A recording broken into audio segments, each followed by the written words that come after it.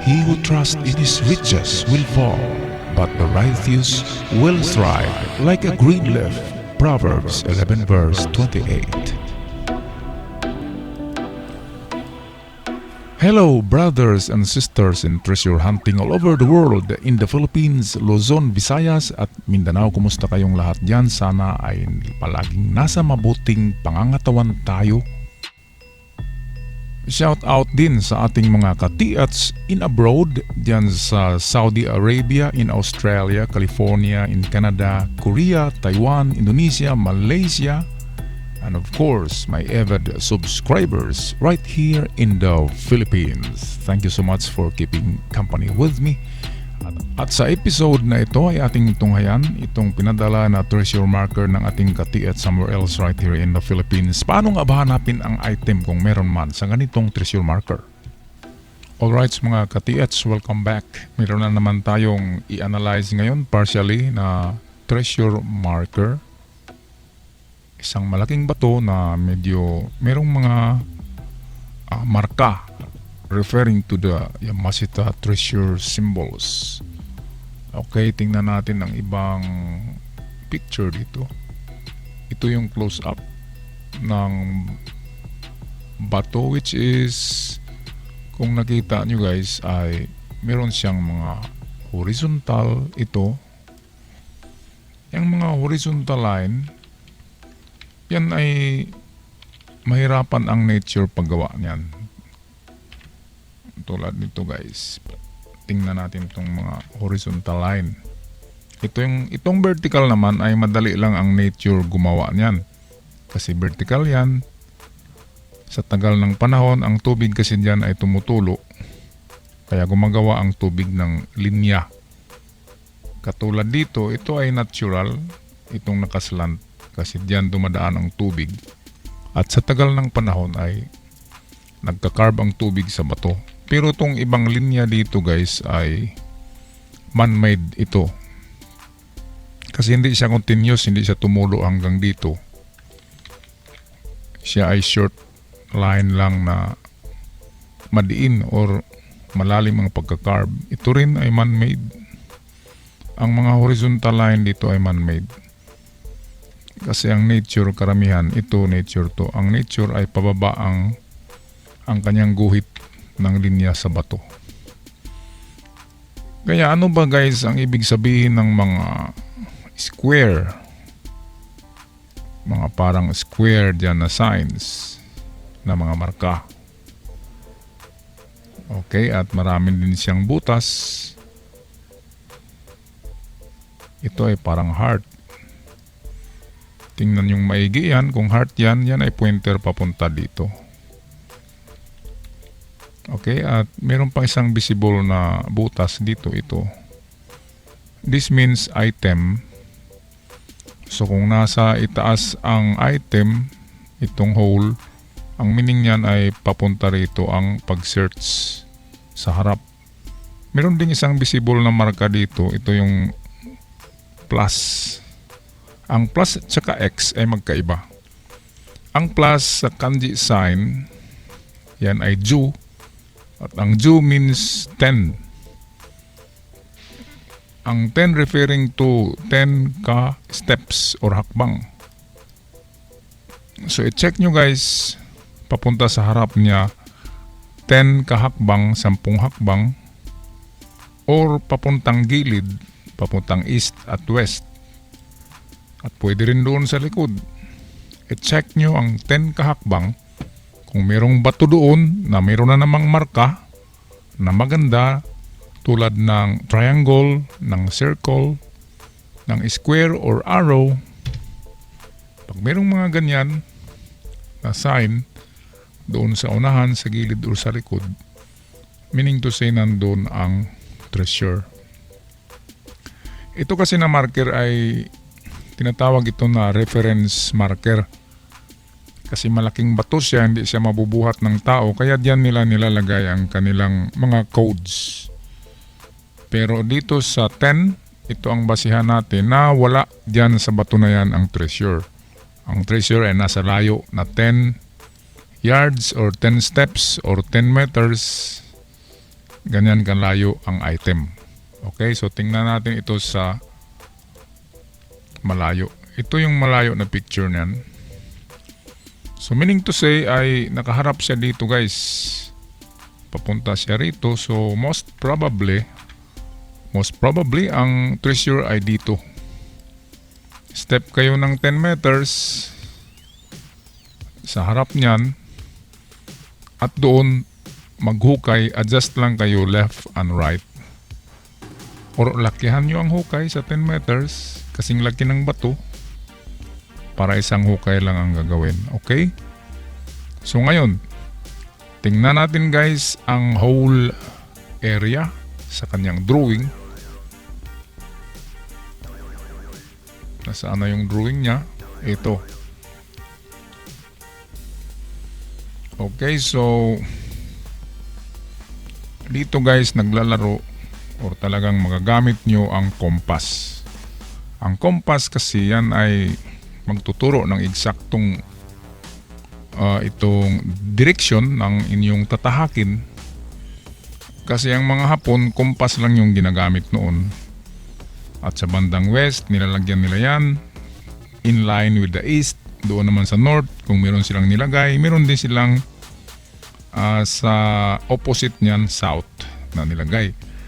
Kaya kung makita nyo ang center, example, ito yung center, or kung itong bato na ito ang center, or reference point, or marker, ayan. So kung diyan ka nakatingin, at titingin ka dito sa kabila, at titingin ka, kung dito ka naman tatayo, titingin ka sa kahoy, at kung dito ka naman tatayo sa kahoy, ay titingin ka balik sa bato na yan, mayroon na tayong agad establish na triangulation method sa paghanap ng treasure. Pero hindi pa rin ganun. Hindi pa tayo sure kung saan ba talaga ang center nito. So ang gawin natin guys ay i-cross natin ito. Itong mga magagandang sign, i-cross natin yan, at ito ay i-cross din hanggang dito.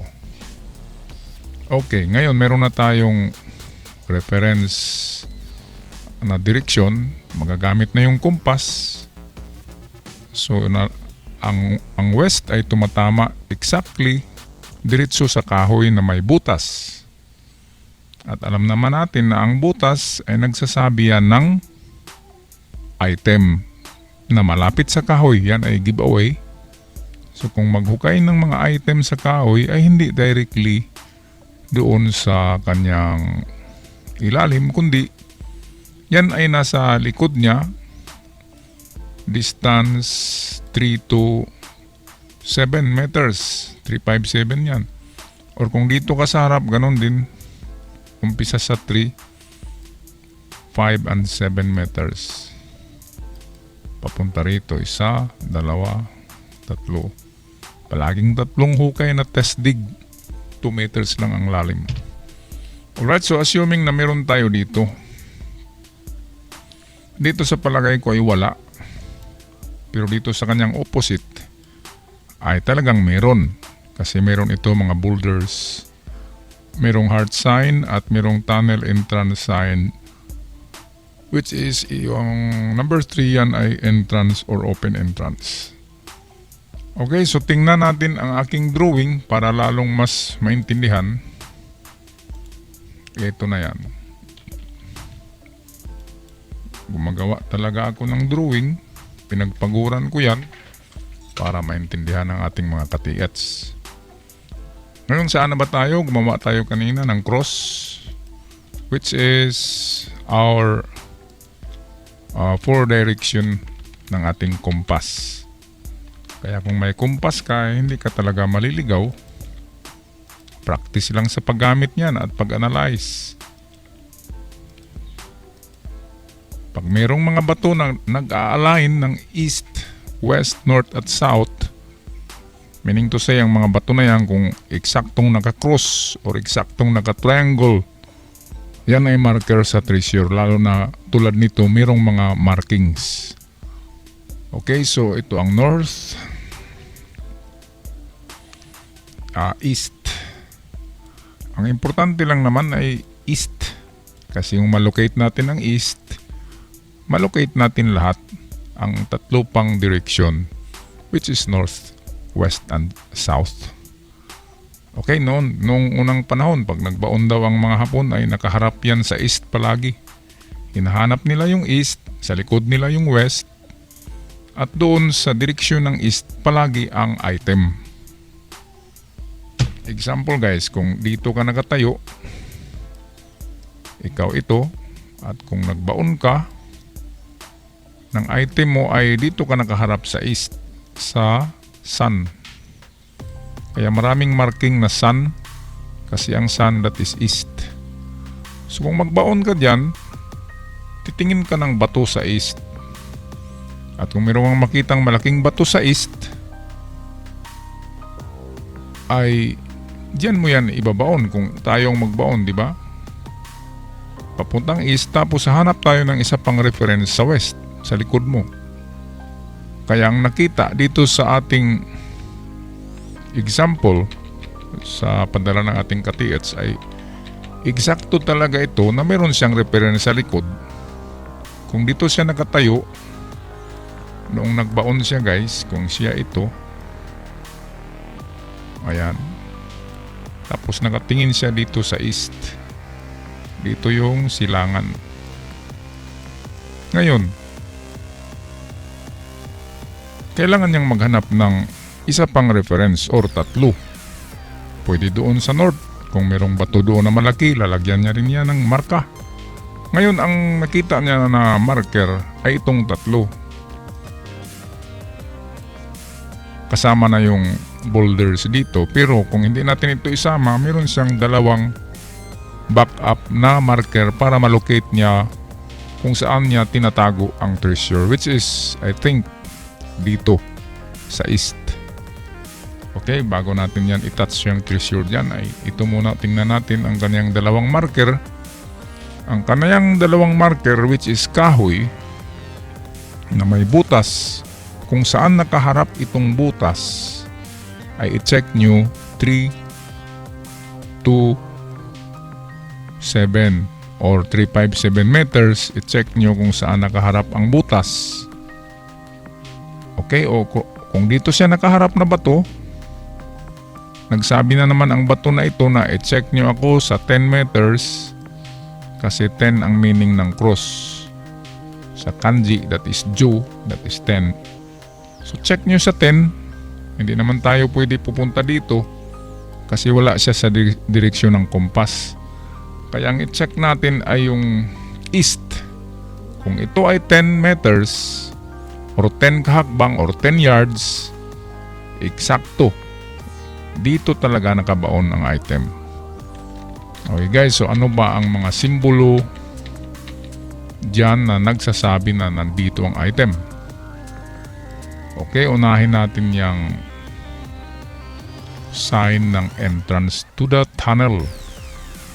Ang number 3 sa Japanese Code of Treasure, yan ay entrance to tunnel. Entrance to tunnel. Ang V, which is kinabit niya, magmistula na siyang, nagbuka na siyang heart. Ang V ay 5 meters distance approximately. So ngayon ay saan ba nakaharap itong heart? Ang heart ay nagtuturo dito. Nililigaw tayo kasi ang tingin ko ay dito sa baba ng boulders na ito. Itong mga maraming bato dito na nag-umbukan ay diyan unahin maghukay ng 2 meters testig. 2 meters lang ito guys. Pag walang makita sa 2 meters ay mag-adjust. Lipat ng another hole. Okay, so ang heart, kung tingnan natin ang heart guys, ay kapareho ang turo niya sa itong letter V. Ang letter V ay dito siya nagturo. Ito namang heart ay ganun din, dito rin siya nagturo banda. Ang distance ay ibinigay ng letter V, which is 5 yards or 5 meters. Kaya hakbang tayo 1, 2, 2, 3, 4, and 5. Ganon din dito, 1, 2, 3, 4, and 5. So magkatabi lang yan na butas. Magkatabing hukay. So isahin na lang yan paghukay sa 5 yards or 5 meters or 5 kahakbang. Sa harap ng bato na yan. Yan ang second option. Ano bang first option, guys? Ito ang first option. Ito talaga ang tinitibok ng aking puso. Itong boulders. Kasi ang maraming bato na pinagpatong-patong ng 3 bisis, yan ay gawa na ng tao. Pero kung 2 bato lang na pinagpatong, medyo pwedeng nature yan. Kasi pag may lindol, mayroong mga bato na gumugulong. At pag gumugulong ang bato sa isa pang bato, minsan ay nagkapatong-patong yan. Pero kung 3 bato na ang pinagpatong or 4 or 5 na ganyan, yan ay ginagawa na yan ng tao. That is man-made already. So sa baba niyan, meron siyang tinatago dito. Kaya itong 2 bato dito, guys, na sinasabi nyo, ito, malaking bato at merong mga maraming bato, yan ay takip sa entrance to the tunnel, which is ito yan, ang meaning niyan ay entrance. Ang number 3 ay entrance to tunnel. Kinakabitan niya ng V, mukhang heart yan. Kaya ang entrance to tunnel ay tinuturo niya dito. Kaya naghukay din tayo dito. Pero ang sabi ng ating common sense ay nandito lang ang treasure. Okay, kaya meron tayong 2 option. First option, under these boulders, sa mga maraming bato. Second option is 5 meters or 5 yards galing sa bato na ito. Okay, so step tayo ng 5 kahakbang papunta dito. At ano ba itong 2 bato dito, guys, na hugis bato? Maraming mga ganyang hugis bato sa nature. Make that hugis itlog sa nature na bato. At malakas mag-detect ang mga hugis itlog na bato. Meron kasi yung mga natural minerals na merong mga bato na parang metal kung mag-detect. Kaya minsan nahirapan ako sa pag-detect, kaya palagi kong ginagamit ay mga treasure codes and symbols. Okay, so ito dahil mukhang itlog yan, pwede rin yung basagin yan. Biyakin nyo at tingnan, baka mayroong palaman. Kasi ang mga Hapon talaga, kung magbaon yan ay katag-katag. Meaning, disperse ang kanilang pagbaon ay marami sa isang area, hindi isa lang. Kaya itong puno, this is our third option.